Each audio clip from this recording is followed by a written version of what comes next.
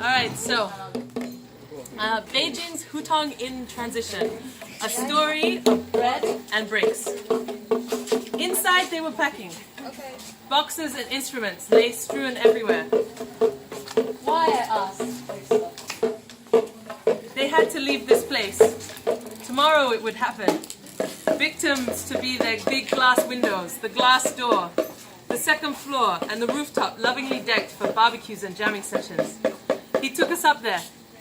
Take a picture of me, he asked, to document this moment. They had been given 4 days' notice to clear out before the demolition team were due to arrive tomorrow. What will you do? I asked.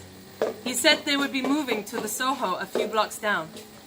A customer came in asking about his music lessons, what he could do in the time until he could practice in their new studio. They offered us a guitar, a piano chair, some cooking stuff, and a bottle of wine. I think it's expired, he says. It says 2009, but it will make good decoration. We took it, a French 2009 Merlot. We drank it that night sitting on our new piano chair, strumming our new guitar while we made ice cream. The next evening, I went back to the market. It used to be a bustling street. Restaurants, meat and vegetable shops, extending onto the road. Bread, cold dishes, a mahjong house. Now it was eerily quiet. One bright light shone from a shop that had lost its front wall. Piles of rubble lined the street. A restaurant was still open, albeit being half bricked in. Bread was being sold from a hall where the window had not yet been put in. Signs written on polystyrene informed shoppers that they were still open behind the bricks. A kind of desperation filled the air. The last battle between bread and bricks. 2 men with a tricycle piled high with windows slowly made their way down the street, casually sealing in the fate of the people within the glass and foam. There were still gaping holes in the roofs and stairs with no destination, as testament to the scale of the destruction. An argument broke out between the tricycle man and a woman with a towel on her head. They said the Zhuangxiu repair people would be here today, so I waited and waited, but I have to work early tomorrow morning, so I have to have a shower. Why do they come so late? They ignored her at first, continuing to place foam between the cracks of her new window and front door. It was as if an earthquake had hit. I asked the shopkeeper what he thought about it all. "没办法," he shrugged. "Nothing we can do," without even looking up at the people closing up the window in his wall and continuing to hurry me along to buy my vegetables. I wondered if staying put and continuing through any means was indeed an act of defiance. My neighbor says there is a new city in Beijing, big buildings ready for people to move into. They want people to go there. A cloud of mystery surrounded why these renovations were happening. Many theories floated around. Perhaps the hutongs in the city had now been reserved for another, more important purpose. I heard some shopkeepers comparing lengths of time they had been there for. 1 year? Not so bad. They were here 7. I heard others complaining of the apparent contradiction in the government wanting them or not wanting them to make money. I heard a passerby comment to his friends as a justification for what was happening. These people, they think they can do whatever they like. I felt a sadness though, and I explained this to another neighbor as I came across him walking his dog on his way home. Everyone is just sitting there, watching it happen. They are used to it, was his reply. They know they cannot do anything. If you try, you can go to prison. So, 没办法, nothing we can do. Resilience or necessity, whichever way you look at it, life must go on. 2 days later, I went back again. Perhaps it was slight morbid fascination, an awe at how ultimate power could reduce houses to rubble in a snap of fingers. This time I was with my housemates. We would still support the market as usual. By this time, they were well on their way with the larger scale demolition efforts, the second and third illegally built floors. Policemen with riot gear guarded both entrances to the street. They waved a cheery hello to the most foreign-looking friend and tried to practice their English. We ignored them, a little wary and confused. "Be careful," they shouted after us. There were men balancing precariously on roofs, knocking down the concrete they were standing on with a large hammer. Others drilled the holes to make it easier. They stopped as we weaved through the fallen debris.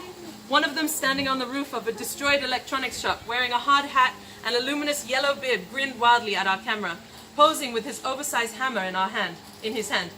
We had heard them before, speaking a dialect I couldn't pick up, outsiders perhaps, commissioned for this big task of the city's remodeling.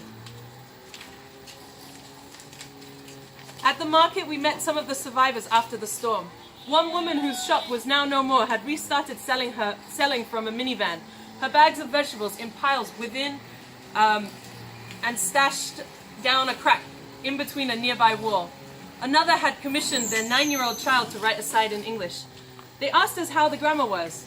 I commented at their very efficient system of organization in their newly halved space. He smiled. I found out one day they were going to knock down my wall tomorrow, so I quickly brought these shelves, put them up, and moved everything in one day, ready, he said, with some pride. Indeed, a friend living on the street next to the market had a similar rush to move out of her house. She had come back on Friday after work to a red sticker telling her her flat would be demolished. She assumed she would have a month or so notice, but after talking with the landlord, realized the demolition team were arriving on Monday. They spent Saturday looking for a house, signed a contract, then spent Sunday moving in. I asked her how she felt about this. I'm lucky. I can do it. It's uncomfortable, but nothing more. I feel sorry for my neighbors. The ones maybe they are trying to clean out of the city. She said that she thought this was an effort to gentrify, push out all the people who would occupy this extra space. The Beijing locals, the migrant workers. Not the Beijing locals, but the migrant workers, the poor. My guess is that they want to make it touristy, have the right kind of people.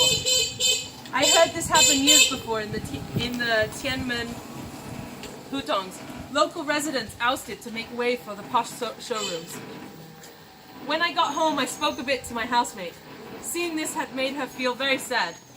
She said she was so used to being around foreigners that perhaps she had a different perspective. But she was surprised at not being surprised. We talked about whether or not Chinese people are good at accepting change. It's not about being good at it. They also don't want the change. But people also want peace, and they know they can't do anything about it. It's not a choice, it's an order.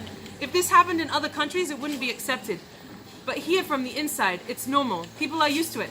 Not because of cultural difference, but because of society, she said.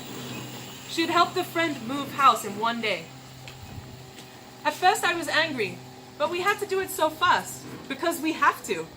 Amazing job, but crazy. We could never have been so efficient in any other case. Power makes us react so fast. When they came for our street, one old neighbor locked himself in the house.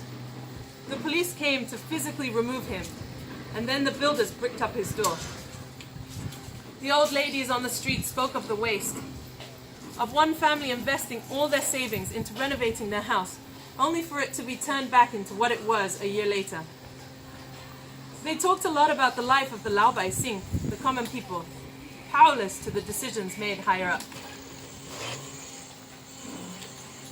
I hear of the closing down parties happening in various parts of the city, where hip hutong bars are forced to close.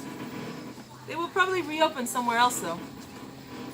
That's a privilege reserved to some. I wonder what happens to those who don't have that option, who lose more than just that. What happens after they pack up their lives in one tricycle and head out of the city?